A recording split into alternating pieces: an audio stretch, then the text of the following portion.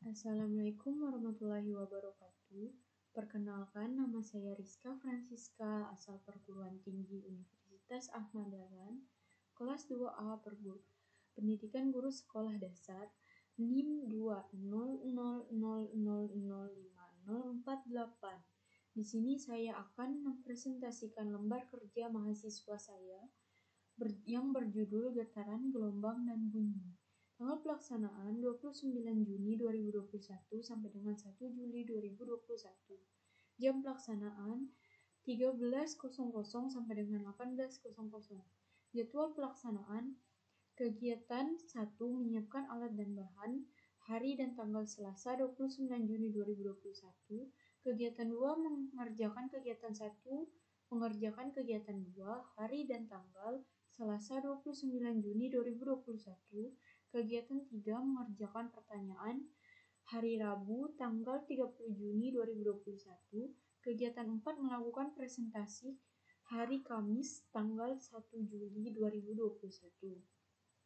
A sebagai pengantar, B tujuan, 1 menentukan besaran frekuensi getaran pada bandul sederhana, 2 mengukur intensitas bunyi yang dihasilkan pada kebisingan, 3 menghitung taraf intensitas bunyi.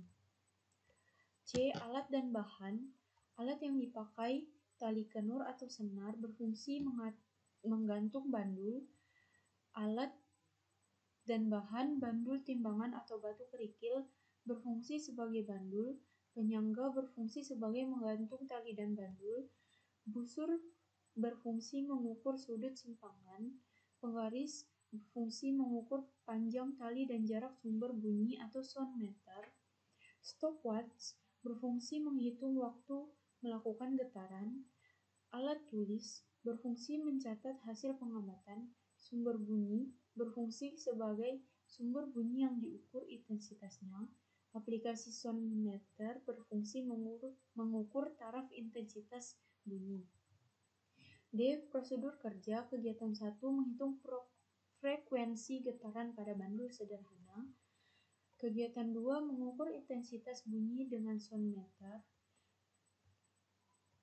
E.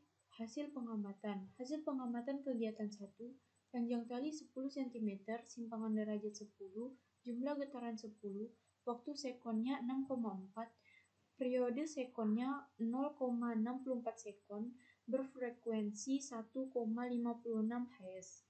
15 cm panjang talinya, simpangan derajatnya tetap 10, jumlah getarannya tetap 10, tetapi waktu sekonnya 7,6, periode sekonnya 0,76 sekon, frekuensinya 1,3315 Hz.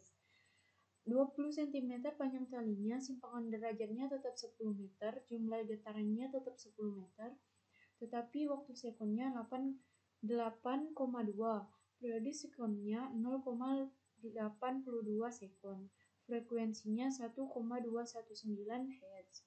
Hasil pengamatan kegiatan 2, jarak sumber bunyi sound 10 meter, taraf intensitasnya 38,6, intensitas bunyinya 10 pangkat negatif 8,4 watt per meter persegi. 20 cm 30,5, 10 pangkat 8,42 watt per meter persegi.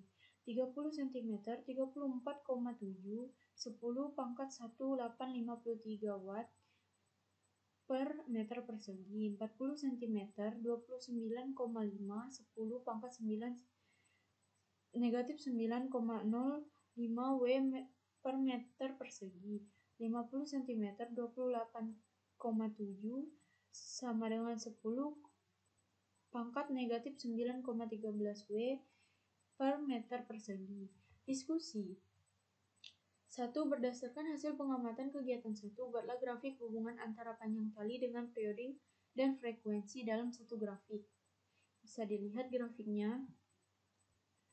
Lalu 2. Berdasarkan grafik nomor 1, analisa hubungan antara panjang tali dengan periode dan frekuensi. Semakin besar panjang tali, maka semakin besar periodenya dan semakin kecil frekuensinya.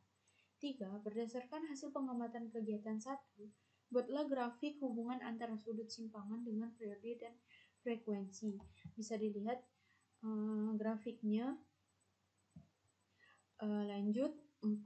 Berdasarkan grafik nomor 3, analisis hubungan antara sudut simpangan dengan periode dan frekuensi. Hubungan antara sudut simpangan dengan periode dan frekuensi adalah besaran sudut simpangannya tidak dipengaruhi oleh bertambahnya periode dan frekuensi karena tergantung pada panjangnya tali. 5. Bandul sederhana bermassa 200 gram digantung pada tali yang panjangnya 90 cm jika jarak gravitasi bumi adalah 10 meter per sekon persegi, maka tentukan frekuensi dan periode bandul tersebut. Bisa dilihat cara mengerjakannya. Lanjut 6. Berdasarkan hasil pengamatan kegiatan 2, buatlah grafik hubungan antara jarak sumber bunyi dengan intensitas bunyi. Bisa dilihat grafiknya. Pertama 0,7 menurun ya. 7. Berdasarkan grafik nomor 6, analisislah hubungan antara jarak sumber bunyi dengan intensitas bunyi. Semakin jauh jarak sumber bunyi, maka akan semakin rendah taraf intensitas bunyi yang dihasilkan. 8. Kegiatan 2 dapat mengenalkan Anda pada istilah noisy atau kebisingan. Jelaskan bagaimana sumber bunyi dapat dikategorikan sebagai noisy atau bising. Kebisingan adalah terjadinya bunyi yang tidak dikehendaki sehingga mengganggu atau membahayakan kesehatan. Bunyi yang tidak diinginkan dari suatu usaha atau kegiatan dalam tingkatan dan waktu tertentu yang dapat menimbulkan gangguan kesehatan manusia dan tingkat dan kenyamanan lingkungan termasuk ternak, satwa, dan sistem alam. Bunyi merupakan gelombang longitudinal yang ditimbulkan oleh getaran dari suatu sumber bunyi dan merambat melalui media udara atau penghantar lainnya. Manakala bunyi tersebut tidak dikehendaki karena dinilai mengganggu atau timbul di luar kemauan orang yang bersangkutan, maka bunyi tersebut dinyatakan sebagai kebisingan. 9. Tuliskan sumber bunyi apa saja di lingkungan yang termasuk dalam kategori bising, beserta besaran intensitas bunyinya. Jelaskan pula bahaya kebisingan tersebut bagi manusia. Suara mesin pompa dengan besaran intensitas bunyi 10 pangkat negatif 5,61 W per meter persegi tidak terlalu berbahaya bagi manusia, tetapi lama-kelamaan membuat seseorang atau manusia bisa terganggu dengan suara bisingnya. 10. Mesin jahit yang sedang bekerja memiliki intensitas bunyi sebesar 2 kali 10 watt per meter.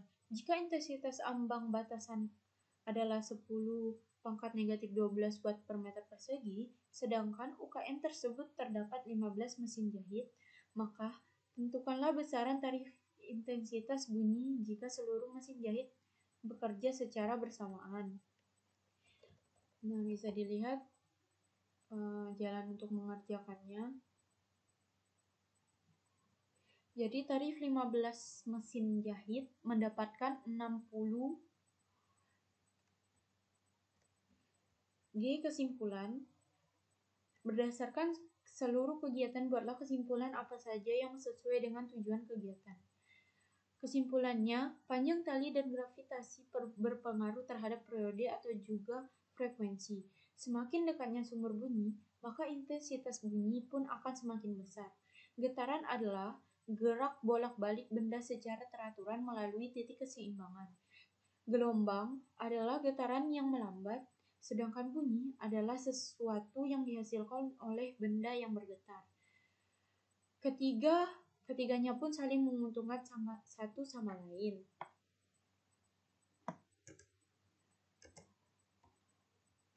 Presentasikan. Sekian dari saya.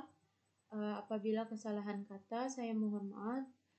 Wassalamualaikum warahmatullahi wabarakatuh.